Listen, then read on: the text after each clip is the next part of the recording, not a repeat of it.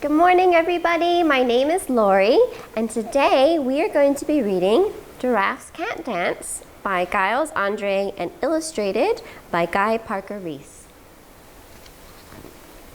Gerald was a tall giraffe whose neck was long and slim, but his knees were awfully bandy and his legs were rather thin.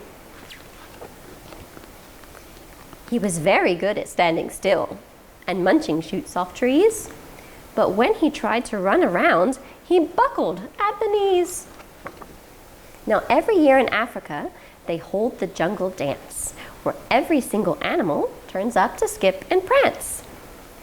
And this year was when the day arrived, poor Gerald felt so sad, because when it came to dancing, he was really rather bad.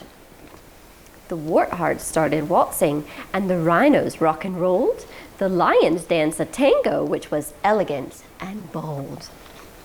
The chimps all did a cha-cha with a very Latin feel, and 8 baboons then teamed up for a splendid Scottish reel. Gerald swallowed bravely as he walked towards the floor, but the lions saw him coming, and they soon began to roar.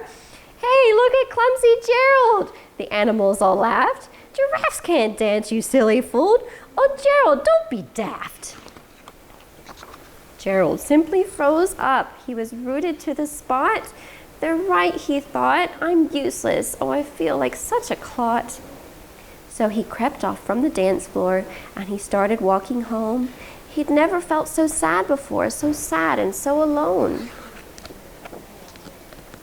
Then he found a little clearing and he looked up at the sky. "The moon can be so beautiful," he whispered with a sigh. "Excuse me," coughed a cricket, who'd seen Gerald earlier on. "But sometimes when you're different, you just need a different song. Listen to the swaying grass and listen to the trees. To me, the sweetest music is those branches in the breeze. So imagine that lovely moon is playing just for you. Everything makes music if you really want it to." With that, the cricket smiled and he picked up his violin. Then Gerald felt his body do the most amazing thing. His hooves had started shuffling, making circles on the ground. His neck was gently swaying and his tail was swishing round. He threw his arms out sideways and he swung them everywhere. Then he did a backward somersault and leapt up into the air.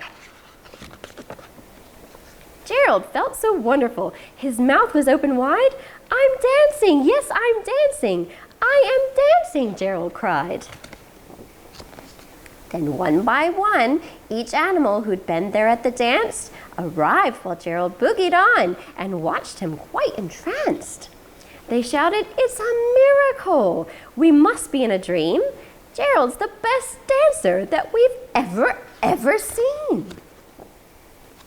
"How is it you can dance like that? Please, Gerald, tell us how." But Gerald simply twizzled round and finished with a bow.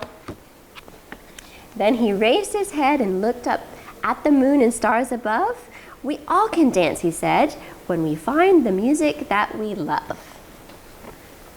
Thanks, everybody. I hope you really enjoyed this one. This one was one of my favorites. Have a great rest of the day. Bye-bye.